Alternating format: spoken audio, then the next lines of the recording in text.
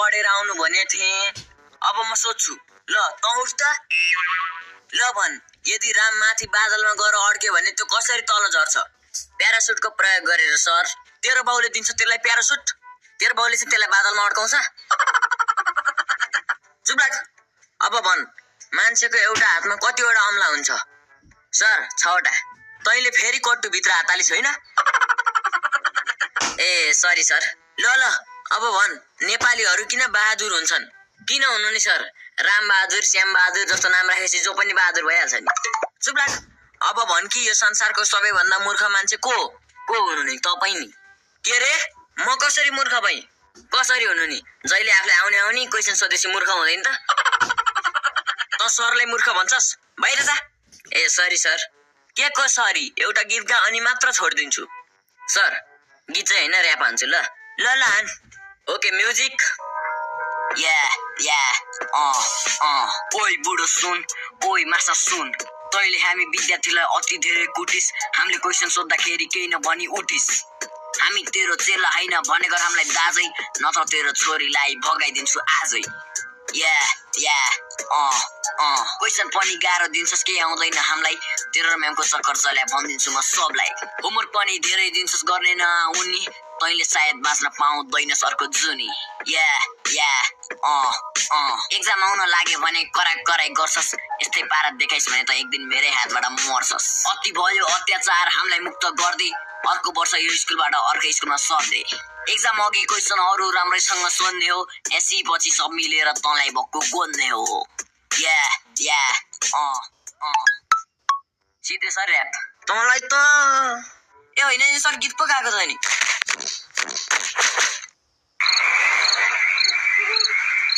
होइन प्रिन्सिपल सरले आज के भन्छ? बोल्दैनन् त। म त हेरिसकेँ कि के हो? सर के भयो? हामीलाई मिटिङमा त बोलाउनु भयो, तर तपाईँ केही बोल्नुहुन्न त।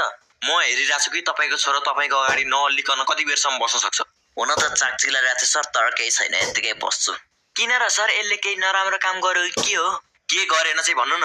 अस्ति म क्लासको बिचमा टोइलेट जाँदा मेरो मोबाइल क्लासमै छुटेछ।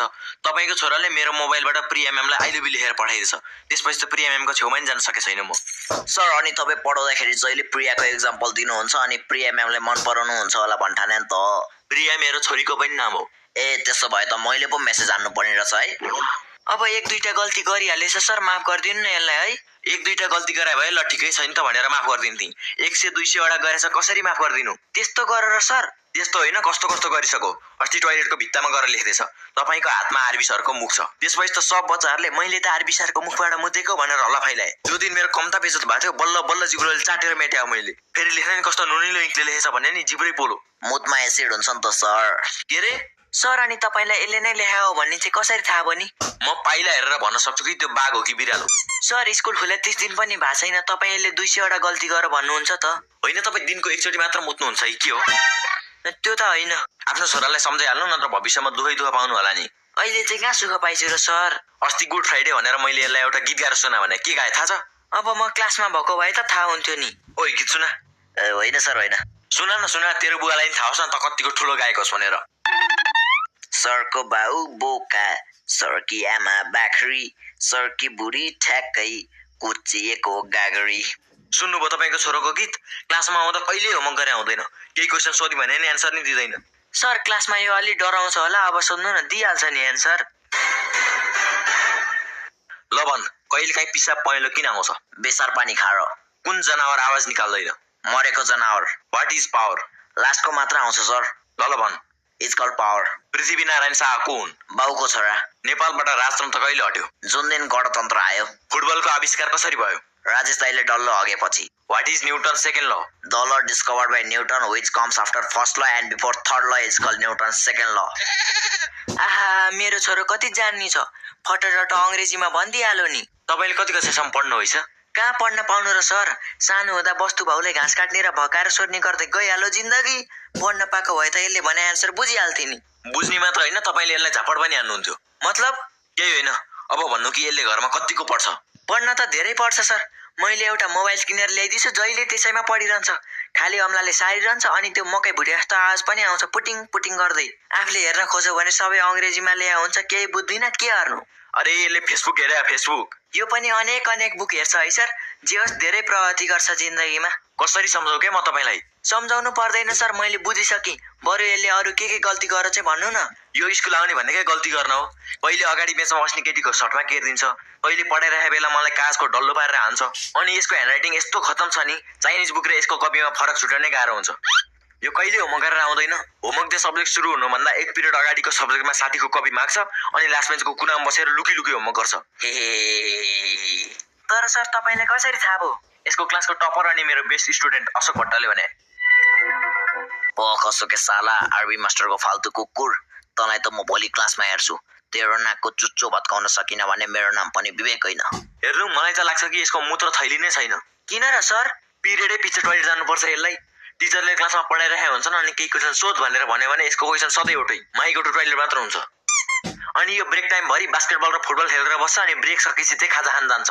हरेक क्लासमा 10-15 मिनेट ढिला त हुन्छ नै हुन्छ। घर त पुग्न दिएन, तँलाई मैले जानेछ।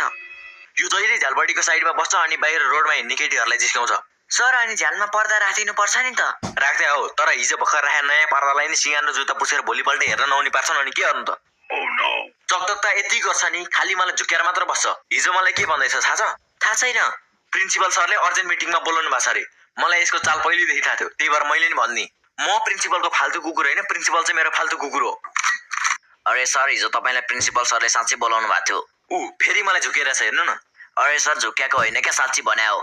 मतलब हिजो साँच्ची बोलाउनु भएको थियो? हो भने सर, तपाईँले मलाई जे भन्नुभएको थियो मैले नि प्रिन्सिपल सरलाई त्यही भनिदिइहालेँ। अनि प्रिन्सिपल सरले त नयाँ सरको लागि भ्याकेन्सी अनाउन्समेन्ट तयार गरिहाल्नु पनि उत्तिखेरै। त्यही भएर त म सोचिरहेको छु कि प्रिन्सिपल आज किन रिसाइरहेछ मदेखि भनेर। जागिर गयो जस्तो छ। मैले हिजो तिमीहरूलाई पाठ 10 को होमवर्क गरेर अनि पढेर पनि आओ भने थिएँ। ल अशोक, तिम्रो होमवर्क देखाउ त। सर, मैले त पाठ 10 मात्र होइन, पाठ 12 सम्म गरेर ल्याएको छ अनि पुरै बुक पनि पढेर आइछु नि। हो र, भेरी गुड। तिमीले यस्तै गरी मेहनत गर्दै गयो भने तिमी यो स्कुल टपर मात्र होइन, पुरै देश टपरै हुन्छौ। तर मलाई त पुरै विश्व टप हान्न मन छ सर।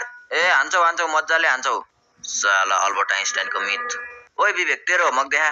सर, हिजो तपाईँले होमवर्क दिने बेला म टोइलेट गइ थिएँ क्या। तर मैले हिजो कसैलाई बाहिर त पठाइन।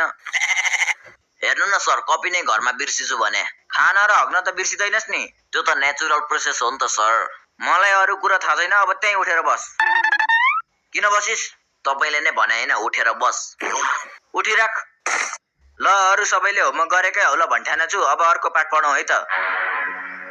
सर, यो त भेदभाव भइहाल्यो नि। के का भेदभाव? ल, कसले होमवर्क गरे होइन हात उठाउ त। सर, मान्नुहोस् कि कसैले मेरो पेन चोर्यो। अब तपाईँले क्लासमा आएर कसले यसको पेन चोर्याछ हात उठा भनेर पेन चोर पत्ता लाग्छ। भर्ता बोल्ने होइन, चुप लाएर उठिराख। साला तालु बुढो। के भनिस्? केही होइन सर, पढाउनु। ल, आज हामी पढ्छौँ कविताको बारेमा। त्यो कसैले नचिन्ने केटीको बारेमा चाहिँ किन पढ्नु? कविता भने पोएमका पोएम। ल पढाउनु। ल अशोक, एउटा कविता वाचन गर त। मेरो कविताको शीर्षक छ पानी। पानीले हाम्रो प्यास मेटाउँछ। वाह वाह वाह वाह। पानीले हाम्रो प्यास मेटाउँछ, बलेको आगो पनि पानीले नै निभाउँछ। वाह, अति सुन्दर। थुक्क, यसको भन्दा राम्रो कविता त मै भनिदिन्छु। ल भन्न त भन्। मेरो कविताको शीर्षक छ तालुमा आलु। हाम्रो नेपाली सरको कपाल छैन, त्यसैले सबले भन्छन् यसलाई तालु। वाह वाह भन्न। वाह वाह वाह। हाम्रो नेपाली सरको कपाल छैन, त्यसैले सबले भन्छन् यसलाई तालु। त्यो तालुमा ढुङ्गा हान्यो भने निस्किन्छ त्यो भन्दा नि ठुलो आलु। पक, तँलाई त म प्रिन्सिपललाई नभनी कहाँ छोड्छु र? किन र सर, मैले त्यस्तो खतरा कविता भनिर? अरे हो, आफूलाई लक्ष्मी प्रसाद सम्झिने लोहादे प्रसाद। राइमिङ मात्र मिलाएर कोही कवि बन्दैन, बुझिस्? बुझी। भोलि तिमीहरूको प्र्याक्टिकल मार्क्स दिइन्छ, सबजना स्कुलमा प्रेजेन्ट हुने नि। एकजना बराबर 25 मार्क्स आउँछ है। सर, त्यसो भए म मेरो टोलका 3 जना थप केटाहरू ल्याउँछु, म शुद्ध 4 जना भइहाल्छ, मलाई त 100 मार्क्स आउँछ होला नि, होइन? नाम भने विवेक, तर यसको विवेक कुन दुलोमा छ थाहा छैन। ल, अब म तिमीहरूलाई शब्द अर्थ सोध्छु है त। ल अशोक, भन त। सर, उठाउँ? पर्दैन बाबु, पर्दैन। तिम्रो खुट्टा दुख्ला, फेरि पढ्ने मान्छे जात दिने बेला केही भइहाल्यो भने त हाम्रो त नाकै काटिन्छ नि, बसेरै भन्दा हुन्छ। हस् सर, हस्। ल, म शब्द भन्छु, तिमी अर्थ भन है। नित्य कर्म, दिनदिनै गरिने काम, अविस्मरणीय, बिर्सन नमिल्ने, संकीर्णता, साँघुरो विचार। ल भयो, तिमीलाई सब आउँदो रहेछ। घोकन्ते साला। ल विवेक, अब तेरो पालो। सर, क्लासमा अरू विद्यार्थी नि छन् त, मलाई मात्र किन सोधे? मेरो इच्छा। त्यसो भए म पनि एन्सर दिन्न, मेरो इच्छा। चुप लाग। ल तँलाई म वाक्य बनाउ सोध्छु है त बहिष्कारको वाक्य बना त ल मलाई बहिष्कार शब्द धेरै मनपर्छ अर्थ खुल्ने गरी बना न मलाई बहिष्कारको अर्थ खुल्ने वाक्य धेरै मनपर्छ केही अर्थ लाग्ने गरी चाहिँ बना भने क्या बहिष्कारको अर्थ लाग्ने वाक्य बनाउन धेरै सजिलो छ सजिलो भए बना न त तपाईँ कस्तो आलु जस्तो मास्टर भने 3टा वाक्य त बनाइसकि त अब के वाक्यले निबन्ध नै लेखाउने विचार छ कि के हो जुब्लक फटा अनि आज क्लासमा एउटी केटी पनि देख्दिन त ऐना ल्याइदेऊ त सर सबै केटीहरू डान्स प्र्याक्टिस गर्न गइछन् त्यही भएर त यो केटीहरूको ठाउँमा बसेर रह त अनि ऊ त्यो चाहिँ किन घोप्ट्या नि सर त्यसको पेट दुखी छ अरे क्या बमिट त आएको छैन नि अरे सर ब्याउनी लक्षण हो र बमिट आउनलाई सर तपाईँ यसलाई सोध्दै हुनुहुन्थ्यो त ए हो है धन्यवाद बाबु सम्झाएकोमा पोख्न तँलाई त मैले जानेछ ल विवेक भन् त राम्रोको पर्यायवाची शब्द के हो राम्रोको पर्यायवाची आची होइन पर्यायवाची त्यही क्या राम्रोको पर्यायवाची नराम्रो थुक्क तेरो बुद्धि यस्तै पारा हो भने तैँले यो परीक्षा पास गर्नै सक्दैनस् किन नसक्नु नि चिट्नै चिटको कागज कट्टुभित्र कोचेर लगाएपछि लोकसेवा त पास गरिदिन्छु म त्यही भएर त म सोध्छु नि एक्जामको बेला चाहिँ तेरो प्यान्ट किन फुल्छ भनेर द्याट्स माई ट्यालेन्ट नि त सर चुप्लाक गदा अशोकबाट केही सिक क्या अहिलेसम्म फर्स्टबाट सेकेन्ड हुन जाने छैन यसले यो मिसको छोरो हो नि त सर मिसको छोरो भए चाहिँ फर्स्ट हुन पाइँदैन पाइन्छ सर एक्जामको अघिल्लो दिन यसकै घरमा क्वेसन आइपुगिहाल्छ अनि फर्स्ट नहुने त कुरै आउँदैन नि हे सर यसको फाल्तु कुरा छोडिदिनु बरु आज चाहिँ अलि धेरै होमवर्क दिनु है हिजोको त 1 घन्टामै सिद्धिहाल्यो धेरै गर्नै पाइन भने हुन्छ बाबु हुन्छ सर मलाई चाहिँ होमवर्क नदिनु है स्कुले आउन छोड्दैन होमवर्क त पाउँदैनस् नि बाउले मार्छन् अनि के गर्नु त तँलाई त मैले रेस्ट टिकट गर्न मिल्ने भए अहिले गरिदिइहाल्थेँ सक्दैनस् तालु बुढो सक्दैनस् तँलाई यो स्कुलमा जागिर दिलाउने त मै हो सर जस्तो मान्छेलाई त भन्छस् जस्तो आउँछ त्यस्तै फर्काउने बानी छ नि त मेरो पक आज म तेरै घरमा गएर तेरो बाउले तेरो बानीको बारेमा भनिदिन्छु मसँग नि तँ अस्ति चोकमा बसेर चुरोट तान्दै गएर फोटो छ तेरो बुढीलाई पठाइदिउँ कि के हो ए बाबु त्यस्तो नगर न तिमी त यो स्कुलको राम्रो विद्यार्थी हो नि